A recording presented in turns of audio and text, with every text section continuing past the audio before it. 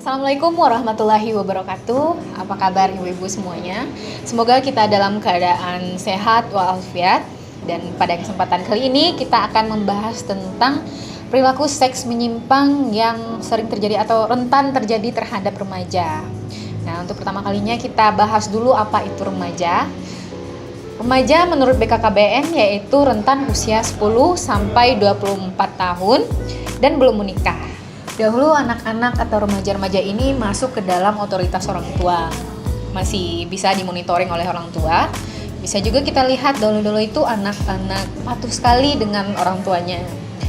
Seperti yang kita lihat pada gambar ini, suasananya masih alami dan sangat natural.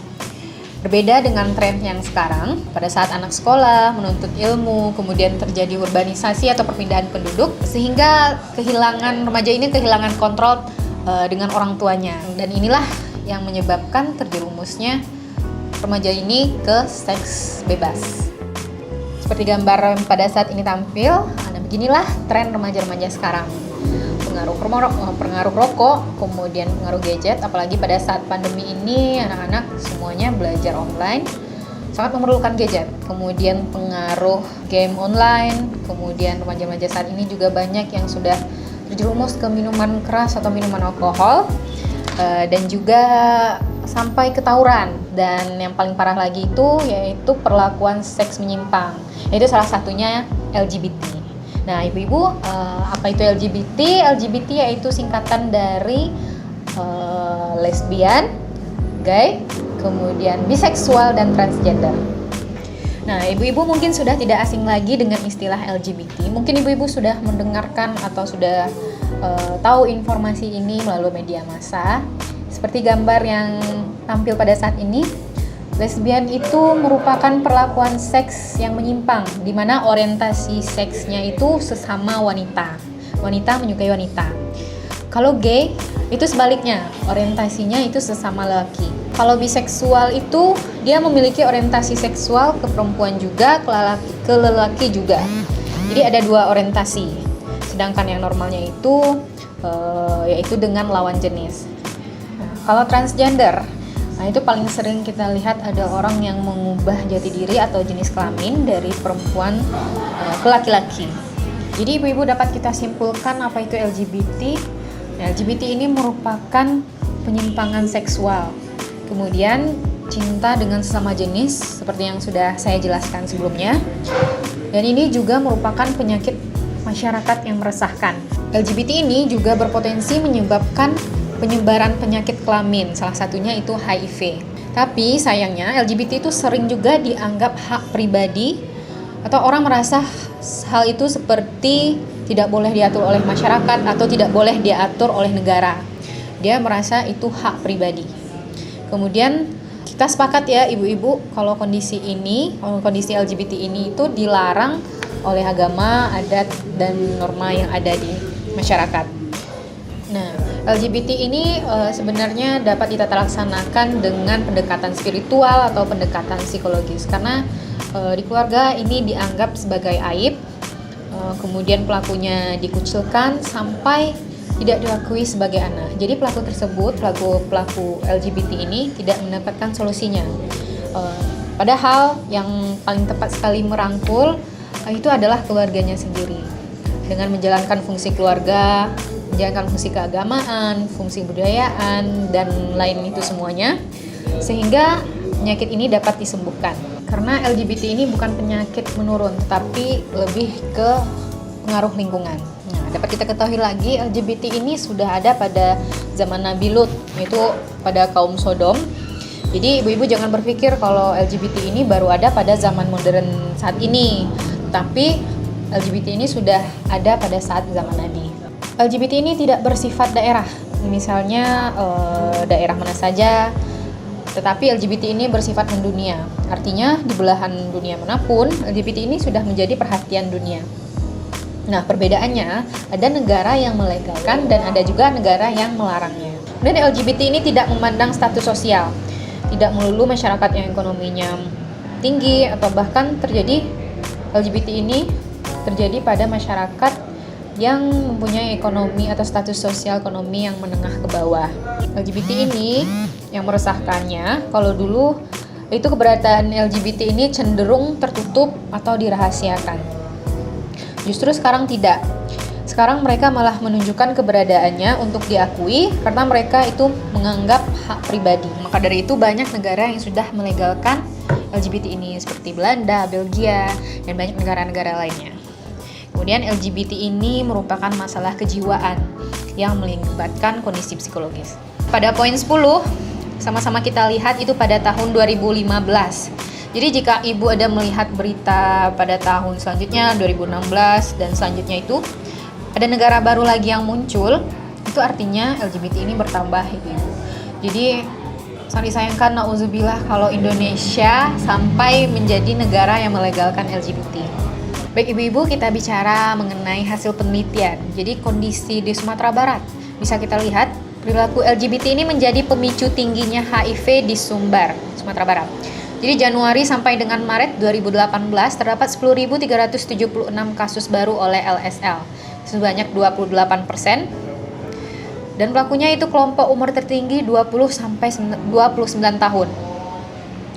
Kemudian salah satu penyebabnya yaitu krisis karakter dalam keluarga dan kekerasan yang dialami pada waktu kecil seperti broken home, kemudian kehilangan figur seorang ayah. Jadi harusnya ada penguatan peran keluarga dan figur seorang ayah serta tenaga pendidik untuk kasus LGBT ini. Ini dia Ibu-Ibu temuan penelitian pada kelompok gay atau LSL di wilayah kerja Dinas Kesehatan Kota Bukit Tinggi tahun 2016. Dapat kita lihat yaitu ini merupakan hasil di Puskesmas Wilayah Kerja Dinas Kesehatan Kota Bukit Tinggi. Karakteristik responden penelitian yaitu sebagian besar responden ini berumur 15 sampai 25 tahun. Itu sekitar 71,2%. Dan sebagian responden pendidikannya yaitu SMA sebanyak 51,9%. Juga sebagian responden ini bekerja sebagai pekerja swasta sebanyak 50%. Kemudian hampir sebagian responden ini berdomisili di Kota Bukit Tinggi. Kemudian bisa kita lihat lagi perilaku hubungan seks berisiko. Dari hasil penelitian didapatkan 86,5% melakukan seks anal atau melalui dubur Ibu-Ibu. Kemudian 9,6% melakukan anal dan vaginal seks. Selanjutnya itu ada 1,9% yang melakukan dengan oral seks dan 1,9% anal dan oral seks. Dapat kita lihat Ibu-Ibu, jadi betul-betul perilaku yang sangat menyimpang yang ditemukan pada hasil penelitian ini. Kemudian ketika dilakukan tes HIV didapatkan hasil 36% yang reaktif, kemudian 64% yang non-reaktif.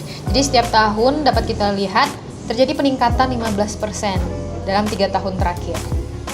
Jadi Ibu-Ibu, apa saja dampak yang dapat diakibatkan dari perilaku seks menyimpang, yaitu LGBT ini? Yang pertama itu ada kanker anal atau kanker dubur. Jadi perilaku hubungan seks anus tanpa kondom itu dapat menyebabkan penularan HPV atau Human Papilloma Virus itu sebagai penyebab dari kanker.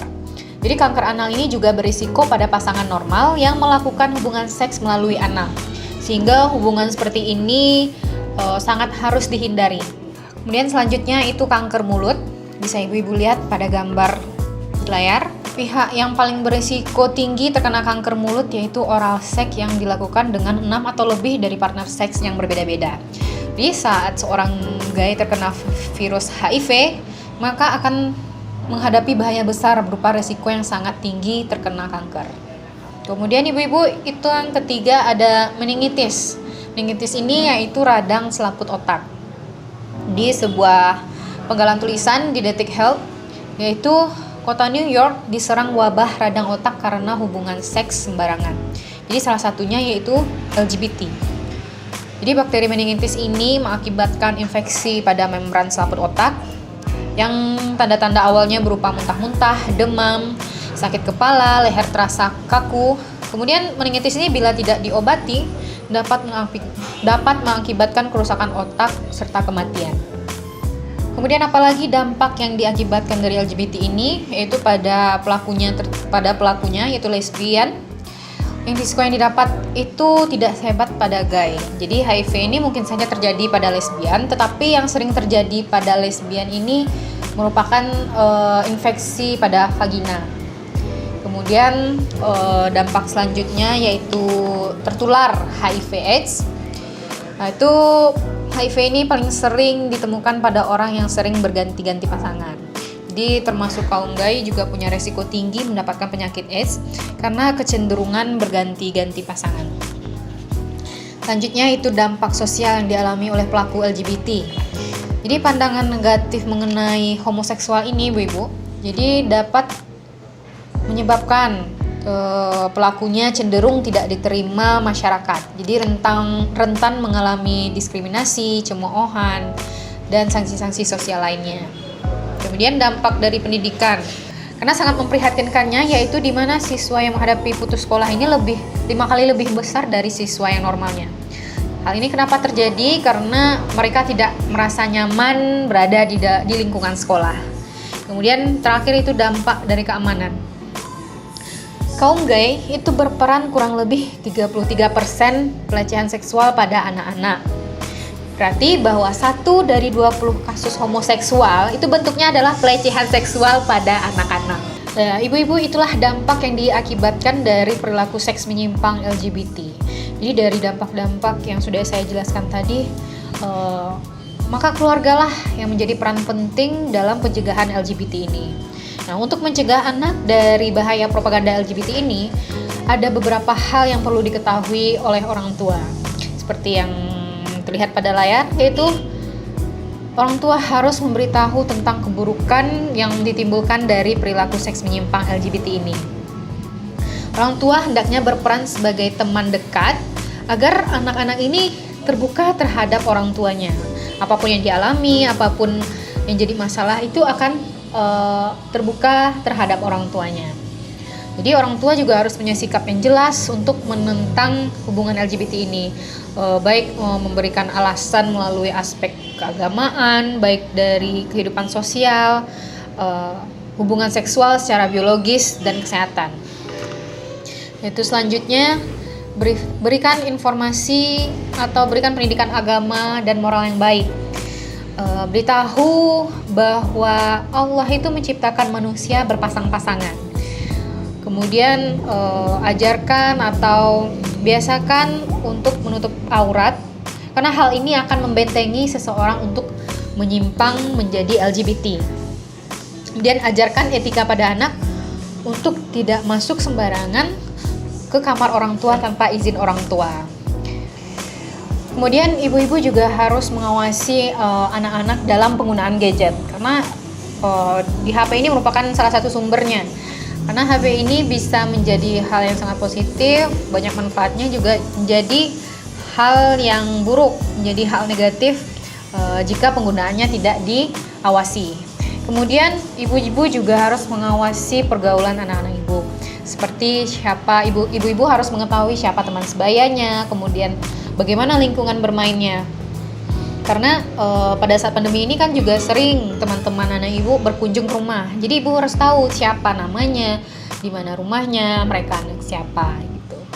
Kemudian di rumah ibu-ibu harus memisahkan kamar tidur anak laki-laki dan perempuan. Jika satu kamar, misalnya perempuan dengan perempuan, anak ibu perempuan dengan perempuan, itu tidak boleh menggunakan selimut yang bersamaan. Kemudian apabila ibu-ibu sudah melihat adanya tanda-tanda LGBT pada diri anak ibu-ibu, maka jangan memarahi. Ibu-ibu jangan mencela dan menjauhi si anak. Yang perlu dilakukan adalah berpikir untuk mencari solusinya, bagaimana ibu-ibu harus berkonsultasi dengan ahli LGBT atau psikolog dan tenaga kesehatan. Jadi peranan di dalam keluarga ini sangat penting. Jika anak-anak mendapatkan kehangatan dan keharmonisan keluarga, itu akan mendorong anak untuk tumbuh normal dan wajar. Jadi mungkin itu hal-hal yang perlu diketahui oleh orang tua yang dapat mencegah anak dari perilaku LGBT. Mungkin informasi ini sangat penting bagi ibu-ibu ketahui, karena untuk ibu-ibu yang memiliki remaja-remaja di rumah, itu harus diawasi, karena tren-tren sekarang sudah saya jelaskan tadi, itu akan menjerumuskan anak-anak kita ke dalam perilaku seks yang menyimpang. Semoga informasi ini bermanfaat bagi ibu-ibu semua. Say no to LGBT. Terima kasih. Assalamualaikum warahmatullahi wabarakatuh.